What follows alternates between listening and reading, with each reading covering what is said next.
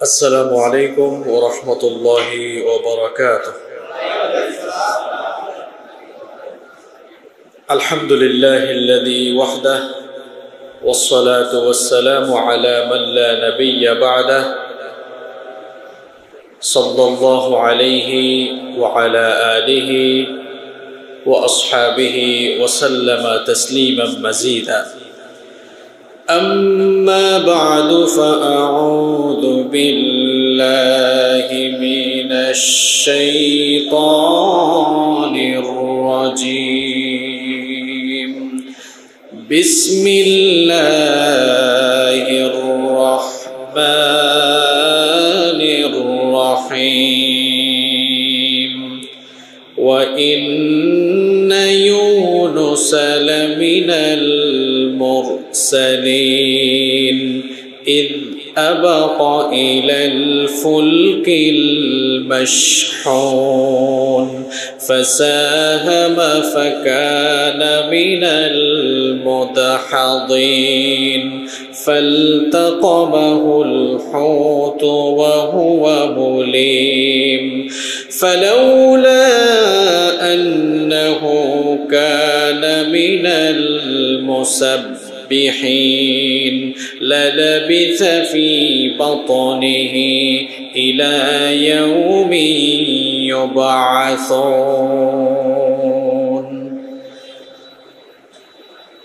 صدق الله العظيم. উপস্থিত প্রাণপ্রিয় মুসল্লিবৃন্দ,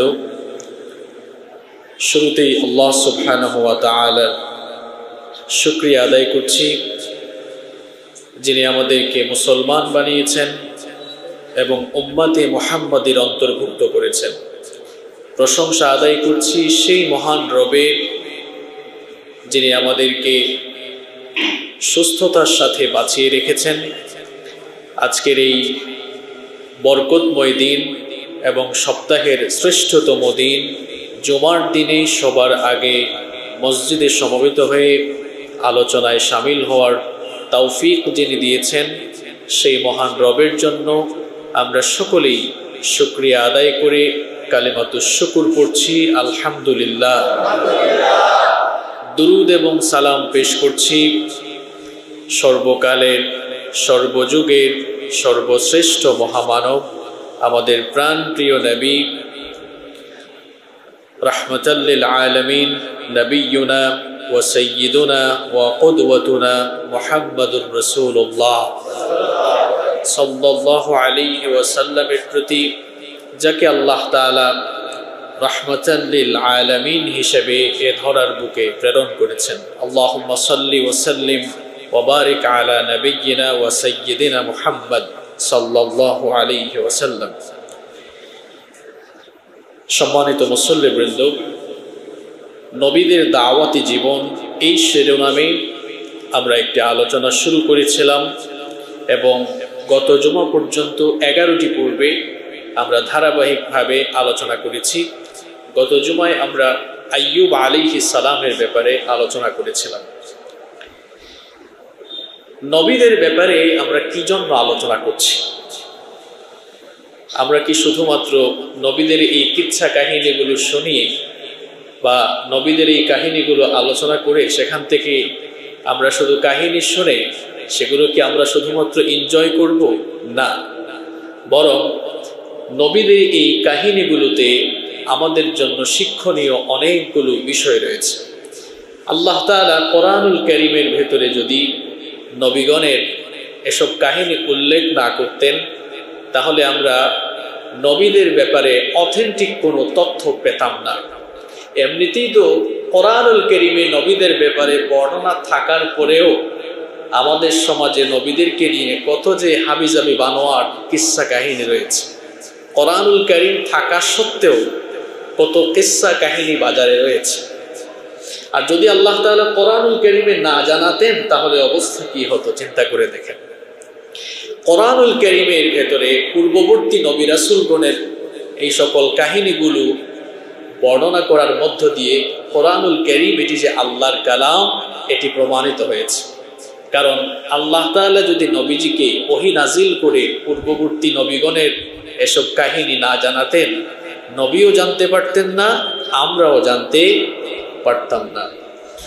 এই জন্য রব্বুল আলামিন কোরআনুল কারীমের 12 নম্বর সূরা সূরা ইউসুফের 3 নম্বর আয়াতের মধ্যে বললেন, নাহনু নাকুসসু আলাইকা আহসানাল কসাসি বিমা আওহাইনা ইলাইকা হাযাল কুরআন ওয়া ইন কুনতা মিন ক্বাবলিহি লামিনাল গাফিলিন।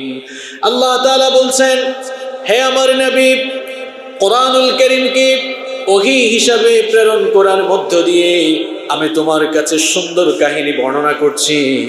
আমি যদি এই সকল কাহিনী কোরআনুল কারীম ওহী হিসাবে নাজিল করে তোমাকে না জানাতাম, তাহলে তো তুমি সেগুলো জানতে পারতে না। আর এই সকল কিসসা কাহিনীগুলো রব্বুল আলামিন কেন বর্ণনা করেছেন? কোরআনুল কারীমের ভেতরে পূর্ববর্তী নবী রাসূলগণের এই সকল সংবাদ, এই সকল ঘটনাগুলো রব্বুল আলামিন কেন দিয়েছেন? এবার আল্লাহ তাআলা নিজেই সে ব্যাপারে বলছেন। কোরআনুল কারীমের 11 নম্বর সূরা সূরা হুদের 120 নম্বর আয়াতে আল্লাহ তাআলা বললেন, ওয়া কুল্লান নাকুসসু আলাইকা মিন আনবাইর রুসুলি মা নুসাব্বিতু বিহি ফুআদাক ওয়া জাআকা ফি হাযিহিল হক وموعظة وذكرى للمؤمنين। আল্লাহ তাআলা বলছেন, এভাবে করে আমি তোমাকে রাসূলগণের সংবাদ শোনাচ্ছি, রাসূলগণদের কাহিনী তোমার কাছে বর্ণনা করছি, যাতে করে এর মাধ্যমে তোমার অন্তর আরো সুদৃঢ় হয়ে যায় এবং এর মাধ্যমে সত্য বিষয়গুলো যেন তোমার কাছে চলে যায়। আর এই সকল কাহিনীগুলো আমি এই জন্যই বর্ণনা করেছি যেন মুমিনরা এখান থেকে উপদেশ আর শিক্ষা নিতে পারে। আবার অন্য আয়াতে সূরা ইউসুফের 111 নম্বর আয়াতে আল্লাহ তাআলা এই কথা এভাবে বললেন, লাকাদ কানা ফি কসাসিহিম ইবারাতাল লিউলিল আলবাব। আল্লাহ তাআলা বলছেন, এই সকল কিসাস, এই সকল কাহিনীগুলোর ভেতরে জ্ঞানবান বিবেকবান মানুষদের জন্য শিক্ষণীয় উপদেশ রয়েছে। সুবহানাল্লাহ পড়ে।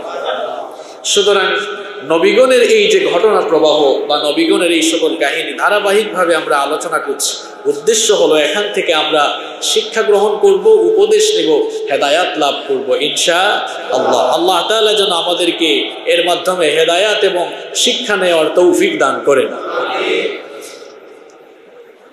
আমরা আজকে আল্লাহর নবী, আল্লাহর পয়গম্বর সাইয়েদনা ইউনুস আলাইহিস সালামের ব্যাপারে কোরআনুল কারীম এবং হাদিস থেকে আলোচনা করব ইনশাআল্লাহ।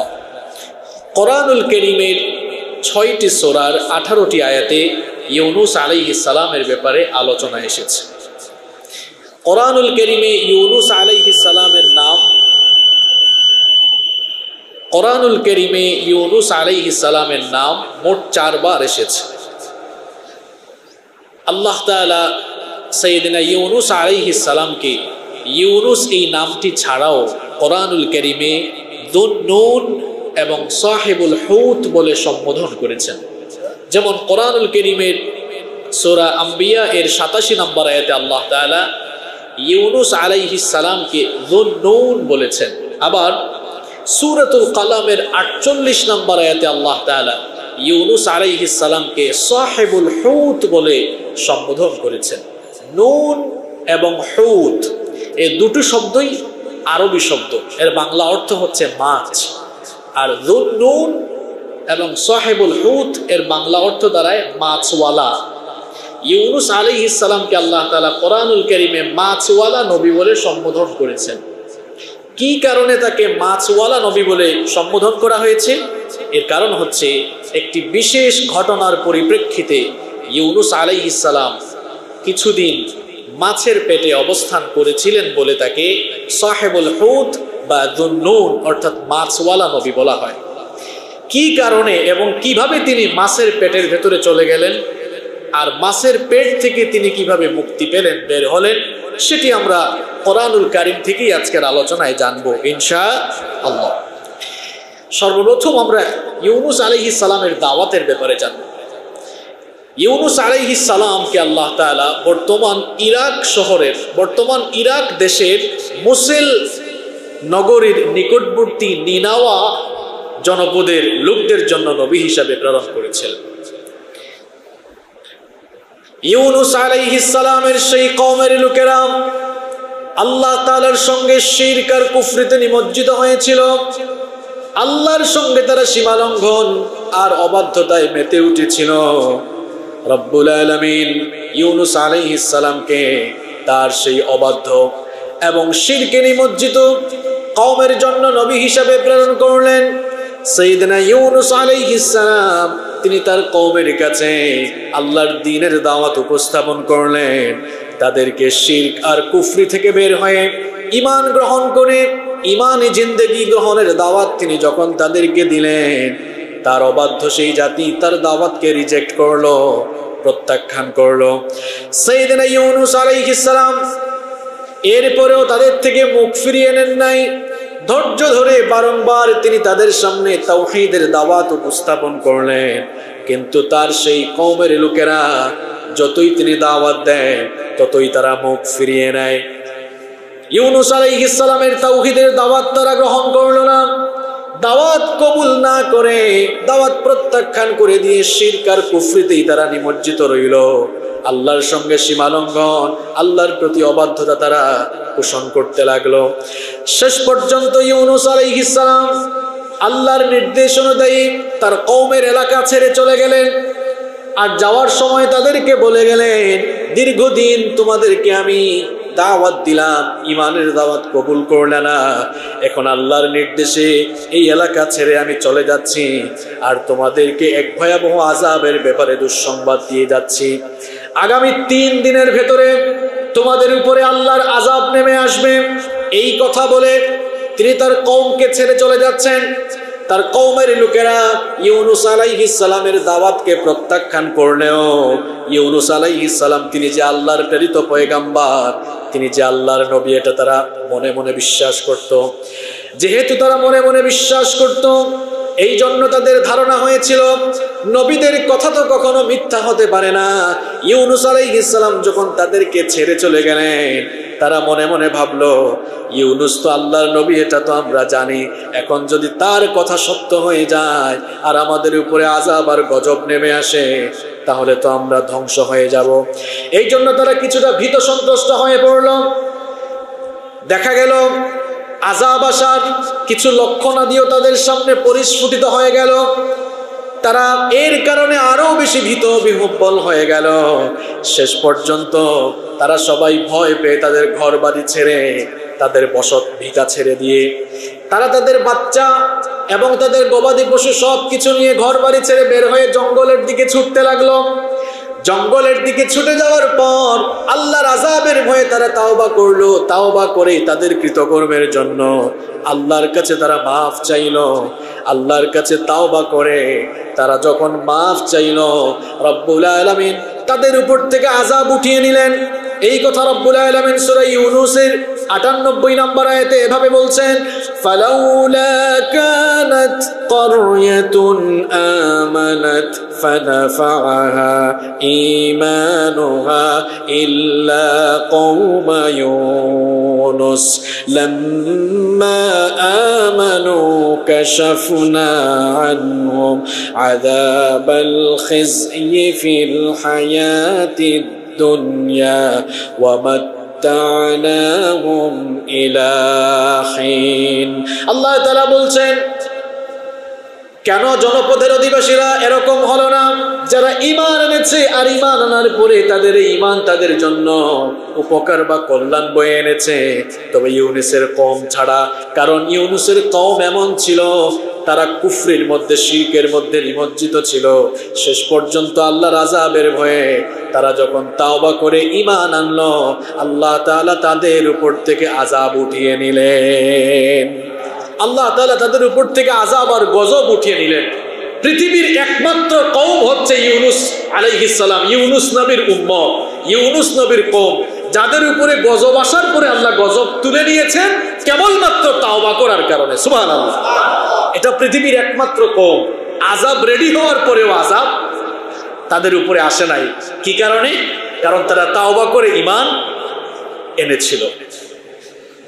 ইউনুস আলাইহিস সালাম তো তার কওম ছেড়ে চলে গিয়েছিলেন এবং যাওয়ার সময় বলে গিয়েছিলেন যে 3 দিনের ভেতরে তোমাদের উপরে আযাব নেমে আসবে।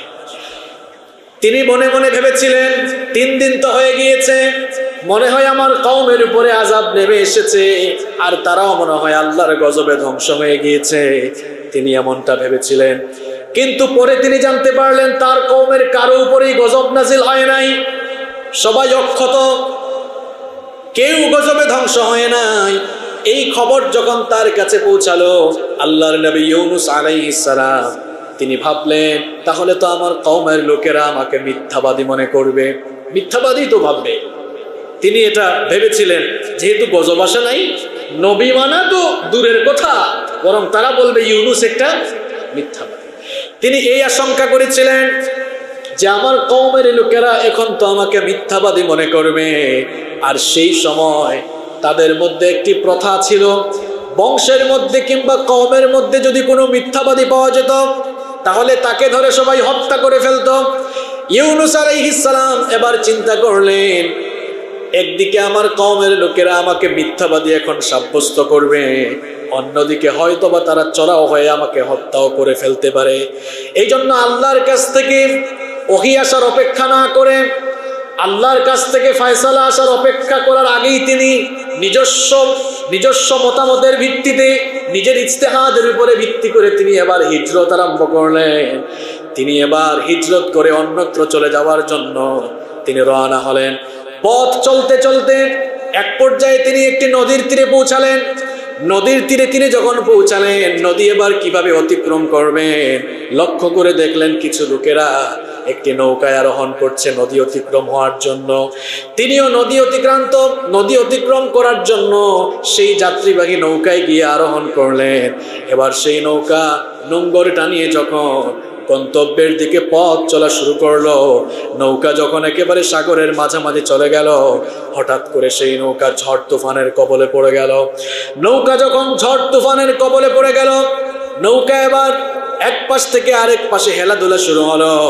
ডুবুডুবু অবস্থা যখন শুরু হয়ে গেল, নৌকা যখন ডুবুডুবু অবস্থায় পতিত হয়ে গেল, নৌকার নাবিক যিনি ছিলেন, মাঝি যিনি ছিলেন, নৌকার যাত্রীদের সঙ্গে তিনি পরামর্শ করলেন, নৌকায় মনে হয় যাত্রী বেশি হয়ে গিয়েছে, এখন আমাদের কাছে মনে হচ্ছে একজন যাত্রীকে যদি নদীতে ফেলে দেওয়া হয় তাহলে বাকিরা হয়তো রেহাই পেতে পারে।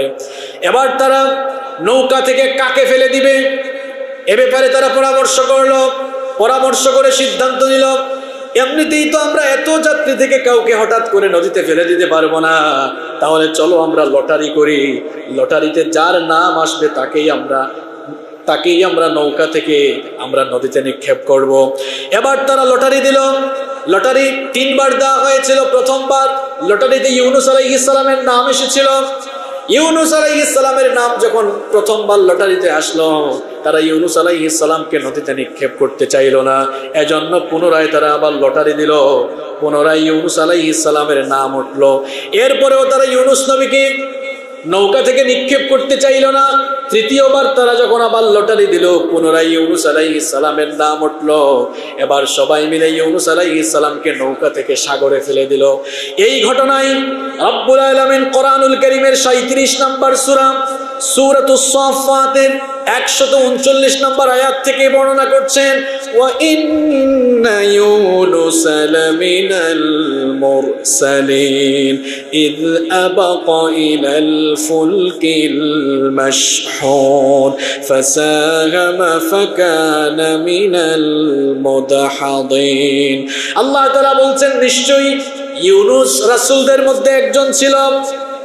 সে যখন আল্লাহর কাছ থেকে পলায়ন করে, অর্থাৎ আল্লাহর নির্দেশ আসার আগেই যখন পলায়ন করে যাচ্ছিল, এরপরে যখন একটি নৌকায় আরোহণ করলো, ফাসাহামা, এরপরে সেখানে লটারি করা হলো, ফাকানা মিনাল মুদহাদিন, আর সে লটারিতে পরাজিত হয়ে গেল। লটারিতে যখন একটানা 3 বার তার নাম উঠলো, সবাই মিলে এবার ইউনুস আলাইহিস সালামকে নৌকা থেকে সাগরের মধ্যে ফেলে দিল। যখন তাকে সাগরের মধ্যে ফেলে দেওয়া হলো, আল্লাহ তাআলা তখন একটি বিরাট মাছকে আদেশ দিলেন ইউনুস আলাইহিস সালামকে গিলে ফেলার জন্য। সেই মাছকে কেবলমাত্র গিলে ফেলার আদেশ দেওয়া হয়েছিল। সেই মাছকে ইউনুস আলাইহিস সালামকে যেন না খায়, হজম যেন না করে, এই জন্য আল্লাহ আদেশ দিয়েছিলেন। মাছের প্রতি আল্লাহর আদেশ ছিল, ইউনুস আলাইহিস সালামকে তুমি তোমার উদরের ভেতরে, তুমি তোমার পেটের ভেতরে কয়েকদিন কয়েদখানার মতো বন্দী করে রাখবা। ইউনুস আলাইহিস সালামকে তারা যখন নদীতে ফেলে দিয়েছিল, সাগরে ফেলে দিয়েছিল, সেই বিরাট মাছ তখন ইউনুস আলাইহিস সালামকে গিলে ফেললো। অনেকগুলো তাফসীরের কিতাবে এসেছে ইউনুস আলাইহিস সালাম 3টি অন্ধকারের মধ্যে পড়ে গিয়েছিলেন। 1 নম্বর অন্ধকার হলো রাতের অন্ধকার, 2 নম্বর অন্ধকার হলো সমুদ্রের তলদেশের অন্ধকার। সমুদ্র বিজ্ঞান নিয়ে যাদের গবেষণা আছে তারা জানেন সমুদ্রের তলদেশ অন্ধকার। 2 নম্বর অন্ধকার সমুদ্রের তলদেশের অন্ধকার। 3 নম্বর অন্ধকার হলো মাছের পেটের ভেতরের অন্ধকার। আবার কোন রিওয়ায়াতে পাওয়া যায় যেই মাছটি তাকে গিলেছিল ওই মাছটাকে আরেকটি মাছ ভক্ষণ করেছিল, যার কারণে অন্ধকারের উপর অন্ধকারে তিনি নিমজ্জিত হয়ে গেলেন। ইউনুস আলাইহিস সালাম যখন মাছের পেটের ভেতরে চলে যাচ্ছিলেন, মনে মনে ভেবেছিলেন আমি হয়তো মরে যাব। কিন্তু মাছের পেটের ভেতরে যাওয়ার পর ইউনুস আলাইহিস সালাম লক্ষ্য করলেন তিনি যে জীবিত আছেন সেটা তিনি অনুভব করতে পারলেন। তিনি তার অঙ্গ প্রত্যঙ্গ যখন নড়াচড়া করছেন এটা অনুভব করছেন। তখন তিনি তার কৃতকর্মের জন্য লজ্জিত হলেন। তিনি তখন বুঝতে পারলেন আল্লাহ তাআলা তো আমাকে একটি বিরাট পরীক্ষায় ফেলে দিয়েছেন, কারণ আমি আল্লাহর কাছ থেকে আদেশ আসার আগেই আমি নিজস্ব মতের ভিত্তিতে আমি হিজরত শুরু করে দিয়েছি। এজন্য তিনি তার কৃতকর্মের জন্য লজ্জিত হয়ে গেলেন, অনুতপ্ত হয়ে গেলেন। তিনি তার নিজের ভুল বুঝতে পারলেন। যেই মাছ তাকে ভক্ষণ করেছিল, এবার সেই মাছ তাকে নিয়ে সমুদ্রের তলদেশে একবার যায়, আরেকবার সমুদ্রের তলদেশ থেকে উপরে উঠে। ইউনুস আলাইহিস সালাম এবার লক্ষ্য করলেন যেই মাছ তাকে ভক্ষণ করেছিল সেই মাছের জবান দিয়ে সেই মাছ এবার আল্লাহর তাসবিহ পাঠ করছে। আবার যখন সেই মাছ সমুদ্রের তলদেশে যায়, ইউনুস আলাইহিস সালামের কানে আসে যে সমুদ্রের তলদেশে যে সকল প্রাণীরা আছে সেখানেও তারা আল্লাহ পাকের তাসবিহ পাঠ করছে। অন্য আয়াতে এসেছে আল্লাহ তাআলা বলেছেন আসমান জমিন আর আসমান জমিনের মাঝখানে আল্লাহর যত সৃষ্টি আছে সবকিছু আল্লাহর তাসবিহ পাঠ করে। সুবহানাল্লাহ। এই যে গাছের পাতা নড়ে, আপনারা মনে করেন গাছ মনে হয় শুধু তার পাতাগুলাকে হেলাদুলা করে এভাবে নড়াচড়া করছে। গাছের পাতা যখন নড়ে, বাতাস যখন আসে, সনসন করে শব্দ হয়, এটি আপনার কানে এক ধরনের আওয়াজ, এক ধরনের শব্দ আপনার কাছে মনে হলেও আল্লাহ তাআলা বলেন গাছও তার ওই সনসন শব্দ নিয়ে প্রতিনিয়ত আমার জিকিরের মধ্যে মত্ত রয়েছে। এই যে ব্যাং ঘা ঘা করে শব্দ করে, আপনি মনে করেন এটা মনে হয় ঘা ঘা করে শব্দ করছে, এটা শুধুমাত্র ওই ঘা ঘা নামক একটা সাউন্ড নয়, সে তার ওই ভাষা দিয়ে প্রতিনিয়ত আল্লাহর জিকির করে। সুবহানাল্লাহ। ইউনুস আলাইহিস সালাম লক্ষ্য করলেন সমুদ্রের তলদেশেও আল্লাহর তাসবিহ শোনা যায়। তিনি বুঝতে পেরেছেন তিনি একটি বিরাট পরীক্ষার মধ্যে নিপতিত হয়ে গিয়েছেন। তিনিও এবার আল্লাহর তাসবিহ জপলেন, তিনিও এবার আল্লাহর বরত্ব, আল্লাহর শ্রেষ্ঠত্ব ঘোষণা করলেন। কোরআনুল কারীমের 21 নম্বর সূরাতুল আম্বিয়া এর 87 নম্বর আয়াতে আল্লাহ তাআলা বলছেন ওয়াদান্নুনি ইয যাহাবা মুগাদিবান ফাযান্না আল্লান নাকদির আলাইহি ফানাদা ফিজ যুলুমাতি আল্লা ইলাহা ইল্লা আনতা সুবহানাকা ইন্নী কুনতু মিনাজ জালিমিন। আল্লাহ তাআলা বলছেন আর স্মরণ করো যখন মাছওয়ালা নবী অর্থাৎ ইউনুস আলাইহিস সালাম ক্রোধ ভরে তার এলাকা থেকে চলে গিয়েছিলেন, আর তিনি ভেবেছিলেন আল্লাহ তাআলা তাকে পাকড়াও করবেন না, এমনটা তিনি ভেবেছিলেন। অবশেষে তিনি যখন অন্ধকারে নিমজ্জিত হলেন, মাছের পেটের ভেতরে যাওয়ার পর তিনি তার ভুল বুঝতে পেরেছিলেন। কৃতকর্মের জন্য লজ্জিত হয়ে তিনি এবার আল্লাহর বরত্ব ঘোষণা করে তিনি তার কৃতকর্মের জন্য লজ্জিত হয়ে বলেছিলেন লা ইলাহা ইল্লা আনতা সুবহানাকা ইন্নী কুনতু মিনাজ জালিমিন। তিনি বলেছিলেন লা ইলাহা ইল্লা আন্ত, হে আমার রব, তুমি ছাড়া তো আর কোনো ইলাহ নাই, সুবহানাকা, তুমি তো পবিত্র, ইন্নী কুনতু মিনাজ জালিমিন, আমি তো নিজের উপরে জুলুম করে ফেলেছি, এখন তুমি যদি আমার উপরে রহম না করো আর কেউ করতে পারবে?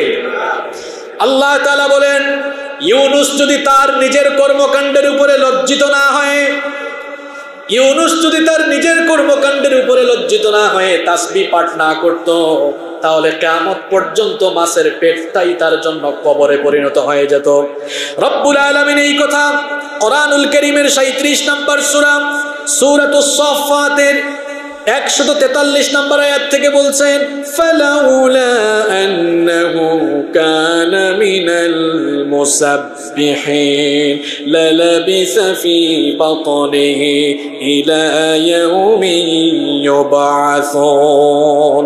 আল্লাহ তাআলা বলছেন, সে যদি তাসবিহ পাঠকারীদের অন্তর্ভুক্ত না হতো তাহলে কিয়ামত পর্যন্ত সে মাছের পেটের ভেতরেই থাকতো। আল্লাহু আকবার।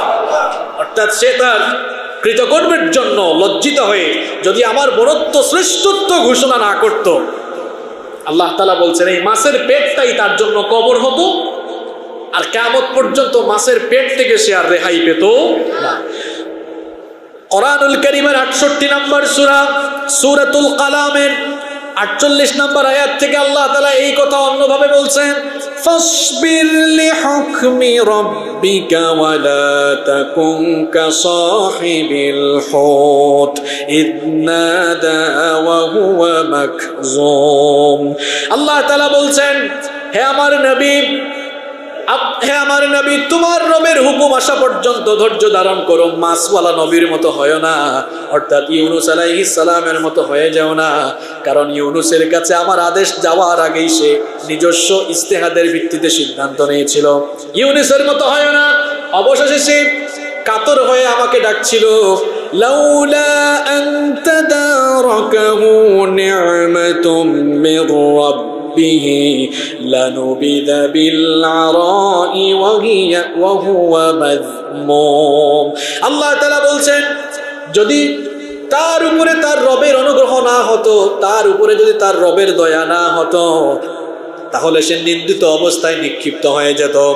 ফাজতাবাহু রাব্বুহু ফাজআলাহু মিনাস সালিহিন। আল্লাহ তাআলা বললেন যে এরপরে আমি তাকে মনোনীত করলাম এবং আমার সালেহীন বান্দাদের মধ্যে আমি তাকে অন্তর্ভুক্ত করলাম। ইউনুস আলাইহিস সালাম যখন অন্ধকারে নিমজ্জিত হয়ে আল্লাহ তাআলার কাছে ফরিয়াদ জানিয়েছিলেন, ইউনুস আলাইহিস সালামের ফরিয়াদ কেউ না শুনলেও আল্লাহ তাআলাকে শোনেন নাই।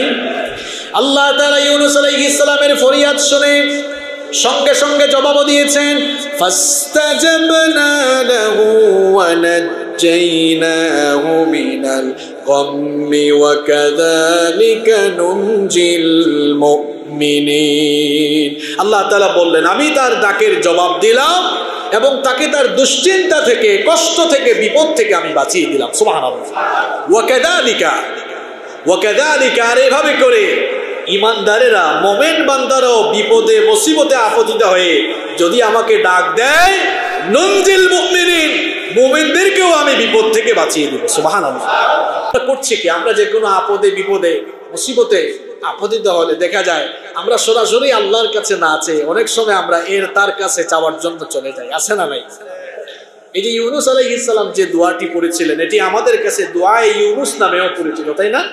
লা ইলাহা ইল্লা আনতা সুবহানাকা ইন্নী কুনতু মিনাজ জালিমিন।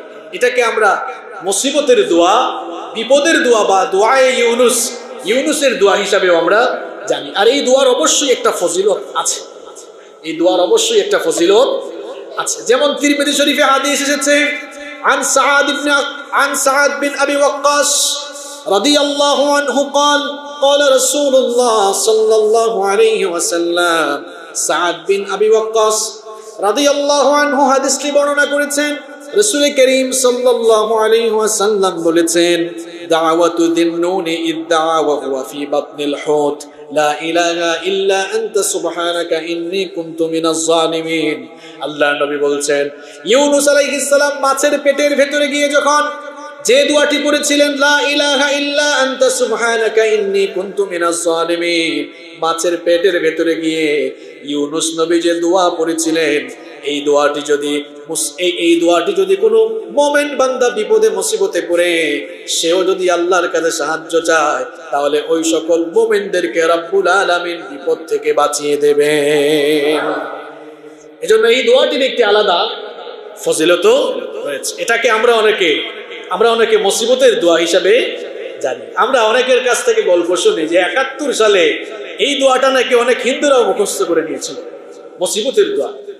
তো পাকিস্তানিরা যখন ধরতো, জিজ্ঞেস করতো কি ব্যাপার, তুই কি মুসলমান কিনা, তখন অনেক হিন্দুরাও বলতো হ্যাঁ আমি তো মুসলমান। তখন টেস্ট করার জন্য পাকিস্তানিরা বলতো ঠিক আছে, যদি তুই মুসলমান হয়ে থাকিস তাহলে কালমা পড়, কালমা পড়। তো কালমা তো যে জানে সে পড়তো, আর যে জানে না বলে ফেলতো লা ইলাহা ইল্লা আনতা সুবহানাকা ইন্নী কুনতু মিনাজ জালিমিন। পাকিস্তানিরা তখন বলতো এটা তো কালেমা না, এটা তো মুসিবতের দোয়া। তখন অনেকেই নাকি বলতো যে আমি তো মুসিবতেই পড়েছি, এই জন্য তো মুসিবতের দোয়াই পড়তেছি। এটা আমরা অনেকের কাছ থেকে, অনেক মুক্তিযোদ্ধাদের কাছ থেকে বা অনেকের কাছ থেকে শুনি। এটা হচ্ছে মুসিবতের একটি দোয়া। আল্লাহর নবী বলেছেন যে কোনো মুমিন বান্দারা মুসিবতে পড়ে ইউনুস নবীর মতো যদি আল্লাহকে এভাবে ডাক দেয়, আল্লাহ তাআলা ওই বান্দাকে বিপদ থেকে বাঁচিয়ে দেবেন। সুবহানাল্লাহ। ইউনুস আলাইহিস সালামকে আল্লাহ তাআলা বাঁচালেন কেমনে? মাছের পেটের ভেতরে তিনি চলে গেলেন। তিনি কতদিন মাছের পেটের ভেতরে ছিলেন এ ব্যাপারে মুফাসসিরিনে কেরামদের মধ্যে মতভেদ রয়েছে। কেউ বলেছেন একদিন, কেউ বলেছেন 1 ঘন্টা, কেউ বলেছেন কয়েক ঘন্টা, কেউ বলেছেন 3 দিন, কেউ বলেছেন 7 দিন, কেউ বলেছেন 10 দিন, কেউ বলেছেন 20 দিন, কেউ বলেছেন 40 দিন। যতগুলো মত এসেছে সবগুলোই আপনাদেরকে বললাম। এখন কতদিন তিনি থেকেছেন আল্লাহু আ'লাম, এটা কেবলমাত্র জানেন কে? আল্লাহ তাআলা। তবে তিনি কয়েকদিন যে মাছের পেটের ভেতরে ছিলেন, এটাই মতামতগুলো দেখলেই সেটা বোঝা যায়। তো ইউনুস আলাইহিস সালাম মাছের পেটের ভেতরে চলে গেলেন। মাছ তাকে গিলল না, খেলো না, কারণ আদেশটা ছিল কার?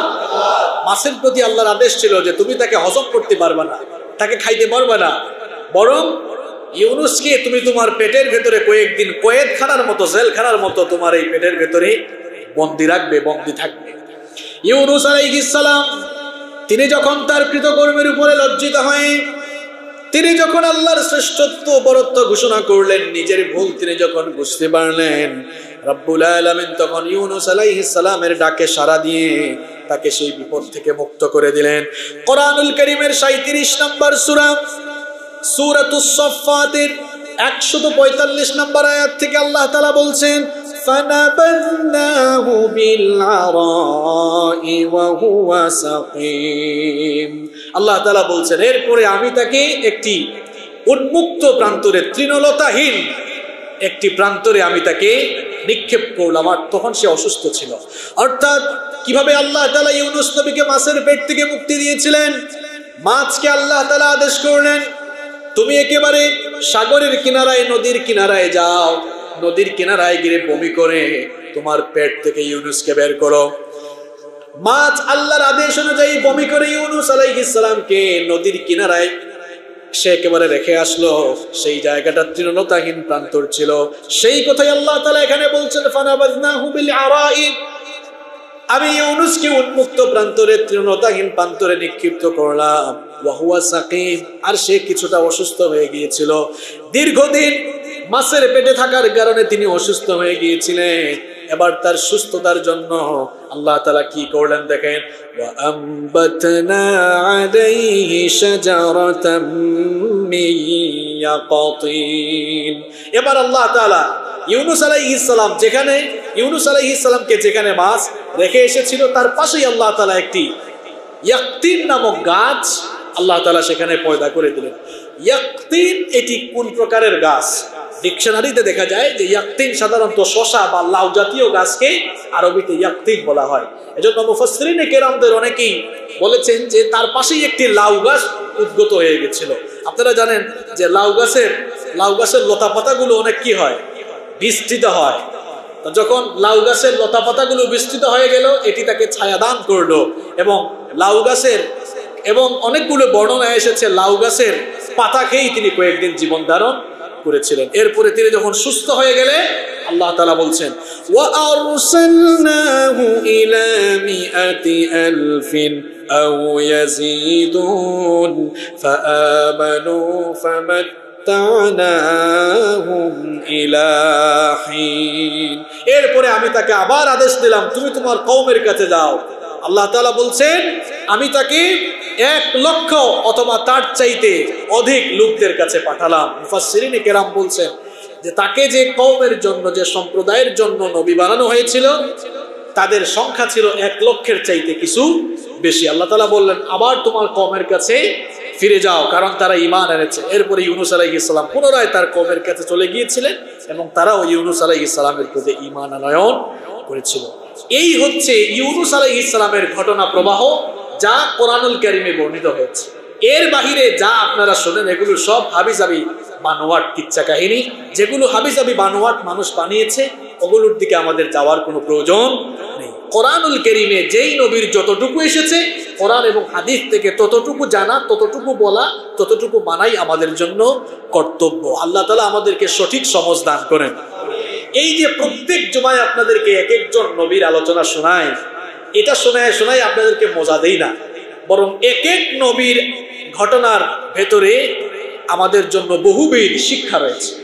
ইউনূস আলাইহিস সালামের এই ঘটনা প্রবাহের মধ্যে আমাদের জন্য কি কি শিক্ষণীয় বিষয় রয়েছে এবার সেগুলো আমি আপনাদের সামনে পয়েন্ট আকারে আমি তুলে ধরছি। নাম্বার 1, 1 নাম্বার হচ্ছে আল্লাহ তাআলার কাছ থেকে ফয়সালা আসার আগ পর্যন্ত দাওয়াতি ময়দান ছেড়ে দেওয়া কোনো দাঈ কিংবা কোনো দ্বীনের পথে আন্দোলনকারী লোকের বৈশিষ্ট্য হতে পারে। এটি 1 নাম্বার শিক্ষা। কারণ ইউনূস আলাইহিস সালাম, আমি তো আজকের ঘটনায় বলেছি যে তিনি তখন জানলেন তার কওমের উপরে গজব আসে নাই, তিনি তখন ভাবলেন আমাকে তো এখন আমার কওমের লোকেরা মিথ্যাবাদী মনে করবে। তখন তিনি আল্লাহর ফয়সালা আসার আগেই, আল্লাহর কাছ থেকে ওহী আসার আগেই নিজের মতামতের উপর ভিত্তি করে তিনি হিজরত শুরু করেছিলেন। আল্লাহ তাআলা এটির নিন্দা করেছেন এবং এর জন্যই ইউনূস আলাইহিস সালামকে একটি পরীক্ষার মধ্যে ফেলেছিলেন। তাহলে এখান থেকে আমাদের জন্য একটি বিরাট শিক্ষা রয়েছে। সেই শিক্ষাটি হচ্ছে আমরা যখন দাওয়াতি কাজ করব কিংবা আমরা আল্লাহর দ্বীনের পথে চলব, দেখা যাবে অনেক মুসিবত আসতে পারে, অনেক দুঃখ দুর্দশা, হামলা মামলা অনেক কিছু আসবে, কিন্তু আল্লাহর বিধানের, আল্লাহর ফয়সালার অপেক্ষা করতে হবে। আল্লাহর ফয়সালা শেষ পর্যন্ত আসবে নাকি আসবে না? আমরা কি করি? ওই ফয়সালা আসার আগে অনেক সময় ক্লান্ত হয়ে যায়, ফ্রাস্ট্রেট হয়ে যায়, হতাশ হয়ে যায়। না, এমনটা হওয়া যাবে না, বরং আল্লাহর কাছ থেকে ফয়সালা আসার আগ পর্যন্ত ধৈর্য ধরে ঈমানের পথে চলতে হবে। আল্লাহ তৌফিক দান করেন। 2 নম্বর শিক্ষা হচ্ছে আল্লাহ তাআলা যে তার নেককার বান্দাদের উপরে শাস্তি প্রয়োগ করেন না, এটা ইউনূস আলাইহিস সালামের কওমের উপরে যে তিনি শাস্তি দেন নাই, এটি হচ্ছে একটি বড় শিক্ষা। যারা ঈমান আনবে, যারা ঈমান এনে ফেলবে, আল্লাহ তাআলা কখনোই তাদের উপরে কোনো গজব নিপতিত করবেন না। নাম্বার 3 নম্বর হচ্ছে আল্লাহ তাআলার পরীক্ষা যে কেমন হবে এটা পরীক্ষা আসার 1 সেকেন্ড আগেও বলা যাবে না। ইউনূস আলাইহিস সালাম নৌকায় উঠেছিলেন এই ভেবে নৌকায় উঠেছিলেন যে আমি নৌকা দিয়ে এই সাগর বা নদী অতিক্রম করে আমি আমার মতো যে কোনো এক জায়গায় চলে যাব। তিনি তো ভাবেন নাই নৌকা মাঝপথে গিয়ে এরকম ডুবুডুবি ব্যবস্থা হবে আর তিনি যে সাগরে নিক্ষিপ্ত হবেন, এটা তিনি ভাবেন নাই। সুতরাং এই যে আমরা এখন জীবন যাপন করছি, আল্লাহর তরফ থেকে আমরা কে কোন মুসিবতে কখন পড়বো এটা আমরা কেউ জানি না। আজকে বিকেলবেলা কি হবে, বিকেলবেলা বাদ দেন, একটু পরে কি হবে এটা কি আমরা জানি না। এই জন্য আল্লাহর তরফ থেকে কখন কোন মুসিবত কার জন্য আসবে এটা আমরা জানি না।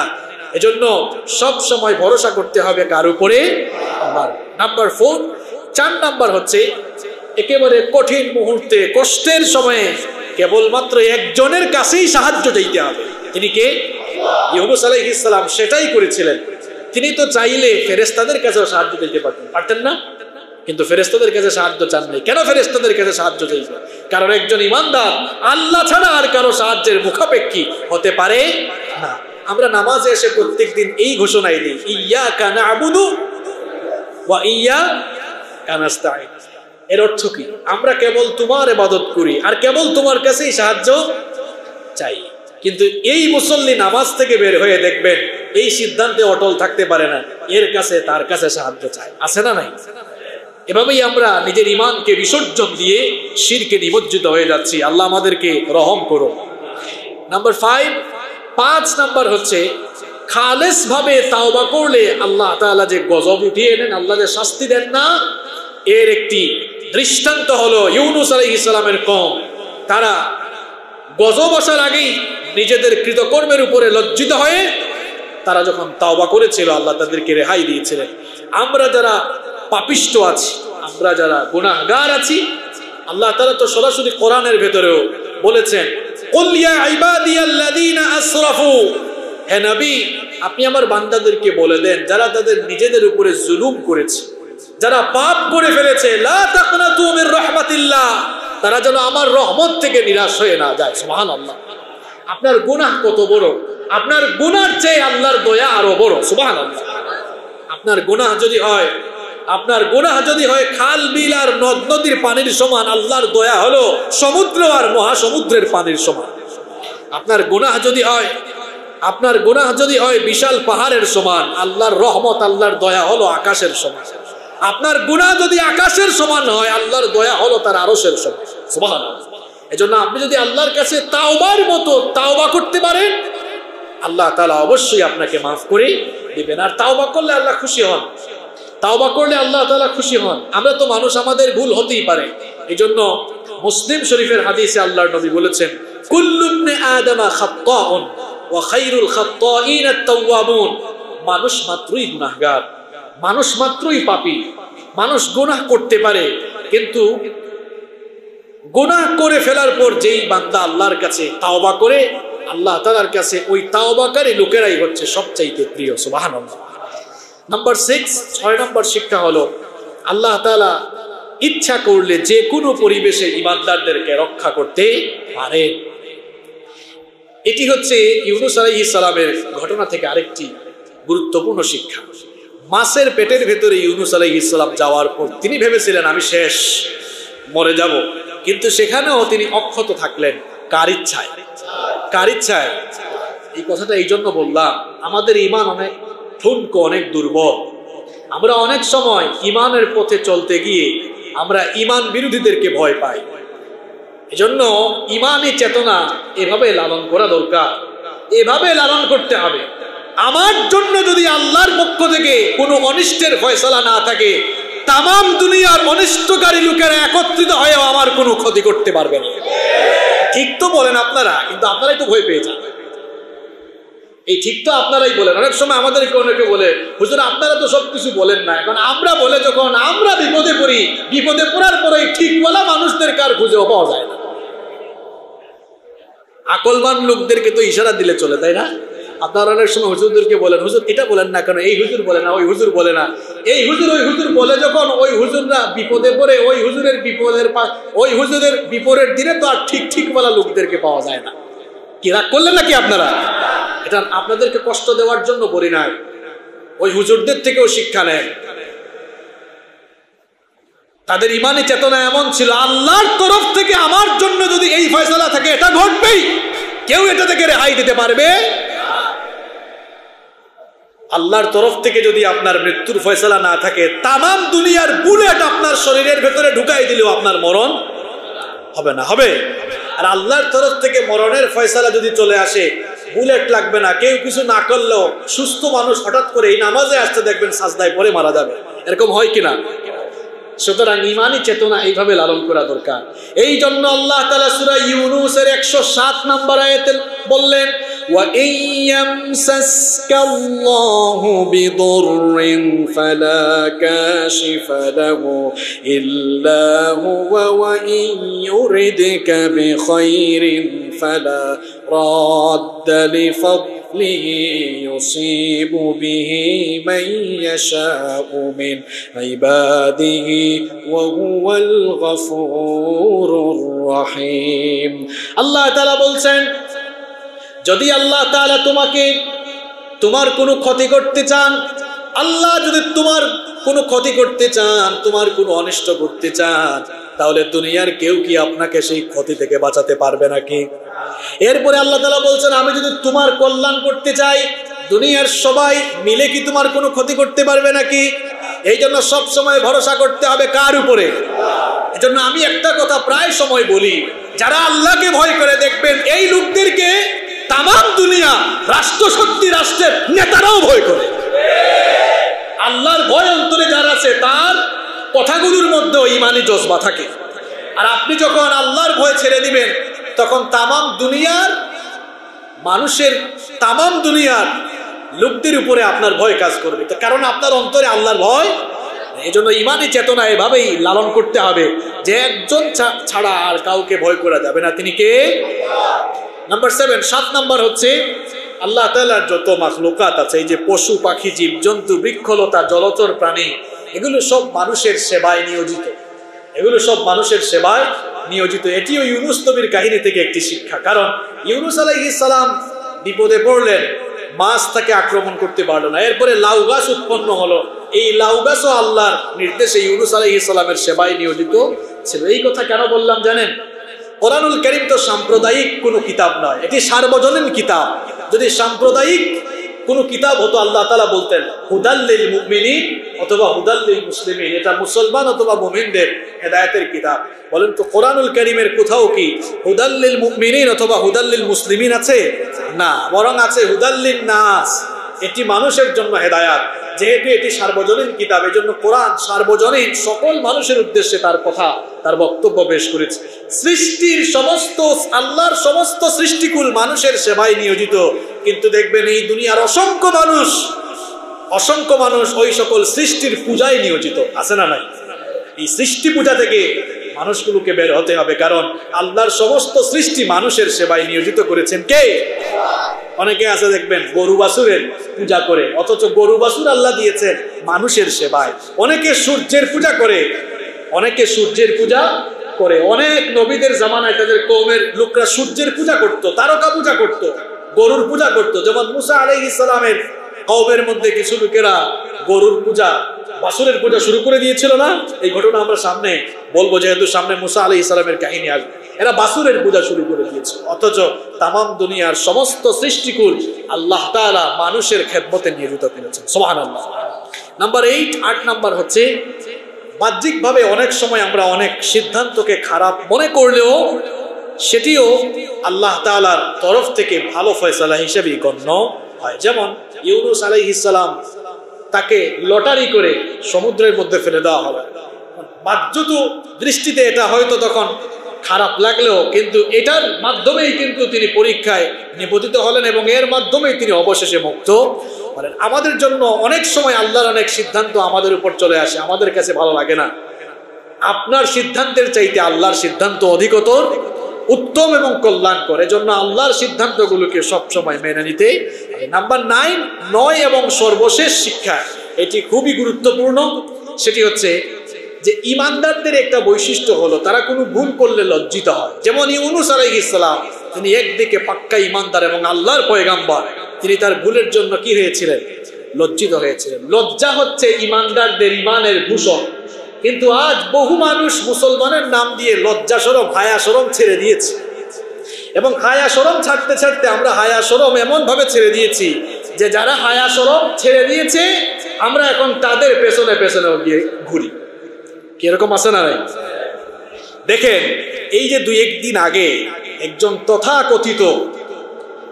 তথাকথিত মাদকাসক্ত একজন নায়িকা, সে যখন জেলখানা থেকে বের হওয়ার পরে হায়া শরম ছেড়ে দিয়েছে এমন কিছু মানুষ তাকে দেখার জন্য সেখানে গিয়ে লাইন ধরেছিল না? আমি দেখলাম ফেসবুকের মধ্যে একটা পোস্টের মধ্যে যে একজন মুদি দোকানদার তার হাত ছুঁইতে পারছে, এই জন্য সে খুব গর্বিত। দেখছেন কিনা আপনারা? মনে হচ্ছে একদম মহাভারত জয় করে ফেলেছে। এখন সে তো হায়া শরম ছেড়ে দিয়েছে এমনিতেই, হায়া শরম যদি না ছাড়তো তাহলে এত লজ্জিত হওয়ার পরে একজন মানুষ জেলখানা থেকে বের হয়ে ভি চিহ্ন দেখাতে পারে না। সে না হয় হায়া শরম ছেড়েছে, আপনিও কি হায়া শরম ছেড়ে দিয়েছেন নাকি? আপনিও তো হায়া শরম ছেড়ে দিলেন। আর সাংবাদিকদের অবস্থা তো, আমাদের সাংবাদিক ভাইদের অবস্থা তো দেখলেন, দেশে কত কিছু চলছে, এগুলার পেছনে তাদের ক্যামেরা ছুটে না। এইটা নিয়ে 1 মাস এটার পেছনে তারা ছিল। বাসায় কেমনে গেল, কি খাইতে খাইতে নামলো, সব তারা লাইভ টেলিকাস্ট করছে। ভুল বলেছি নাকি? ভুল বলেছি নাকি? এই ঘটনা বাংলাদেশের তরুণ তরুণী যুবক যুবতীদেরকে ভয়াবহ মেসেজ দিয়ে ফেলেছে। একজন মাদকাসক্ত নায়িকা, যার বেডরুম থেকে ওয়াশরুম পর্যন্ত মাদক পাওয়া গেল, মদ আর মদের বোতল পাওয়া গেল। এরপরে আপনারা দেখেছেন পত্র পত্রিকায় তাকে নিয়ে লেখালেখি হয়েছে, যখন তখন যার তার সাথে বিছানায় চলে গিয়েছে, এই দেশ ওই দেশে ঘুরেছে। এই ধরনের একজন মানুষ যে এত বড় বড় অপরাধ করার পরে যখন প্রচলিত আইন অনুযায়ী সে জামিন পেয়ে যায়, তখন মনে হয় যেন এই সকল অপরাধ প্রচলিত আইন কিংবা রাষ্ট্রের চোখে বড় কোনো অপরাধ না, এই জন্য সে জামিন পেয়ে গিয়েছে। এই ধারা যদি অব্যাহত থাকে তাহলে এই দেশের তরুণ তরুণী যুবক যুবতীরা তো আরো নষ্ট হয়ে যাবে। যে বুঝছি মাদক খাইলে, মদ তো খাইলেও কিছু না, ওই 20-25 দিন জেলে থেকে জামিন নিয়ে আসতে পারবো। তাহলে এই যে একটা প্রবণতা তৈরি হবে, এই জন্য দেশ, সমাজ, রাষ্ট্র দিন দিন অন্ধকারের দিকে ধাবিত হবে। কি আজীব অবস্থা! মাদক নির্মূলের জন্য সবাই বক্তব্য দেয়, কিন্তু মাদক নির্মূল কোনো অধিদপ্তর নাই, আছে মাদক নিয়ন্ত্রণ অধিদপ্তর। চিন্তা করেছেন আপনারা? তারা মাদকের বিরুদ্ধে বক্তব্য দেয়, কিন্তু মাদক নির্মূল করবে এটা তারা লম্বা লম্বা বক্তব্য দেয়, কিন্তু মাদক নির্মূলের কি কোনো দপ্তর আছে নাকি? আমাদের দেশে মাদক নির্মূল দপ্তর আছে? আছে মাদক নিয়ন্ত্রণ অধিদপ্তর। তো আপনারা দেখেন তো, নিয়ন্ত্রণ অধিদপ্তর, তার মানে কি এইটা দিয়ে আরো বেশি নিয়ন্ত্রণ করা হচ্ছে না? মানে যাদের কাছে মাদক আছে, এই মাদক নিয়ন্ত্রণওয়ালাদেরকে দিয়ে কি এদেরকে নিয়ন্ত্রণ করা হয়? মাদক যদি সত্যিকার অর্থে নির্মূল করতে চান, মাদক নিয়ন্ত্রণ অধিদপ্তর নয়, মাদক নির্মূল একটা অধিদপ্তর খুলতে হবে। মাদক নিয়ন্ত্রণ অধিদপ্তর আছে, নির্মূল অধিদপ্তর নাই। কি আজীব অবস্থা! জেলখানা তো বানানো হয়েছে চোর ডাকাতদের জন্য। এখন চোর ডাকাত, চাঁদাবাজ, টেন্ডারবাজ, মাদকাসক্ত, খুনি, এরা দেখা যায় জামিন পেয়ে যায়, আর কোরআনের কর্মীরা, কোরআনের পাখিরা জেলখানায় বন্দী হয়ে আছে। এটা কি তাহলে আইনের শাসনের নমুনা? এটা আইনের শাসন নয়, এটা চরম দুঃশাসনের নমুনা। আল্লাহ তাআলা এই জাতির উপরে রহম করো। গজব কি! আল্লাহ তাআলা এমনি এমনি পাঠাচ্ছেন, গজব 2 হাতে টেনে আমরা আমাদের উপরে নিয়ে আসতেছি। আল্লাহ তুমি আমাদেরকে হেদায়েত দান করো। হাদা মা ইনদি ওয়াল ইলমু ইনদাল্লাহ। আসসালামু আলাইকুম ওয়া রাহমাতুল্লাহি ওয়া বারাকাতুহু।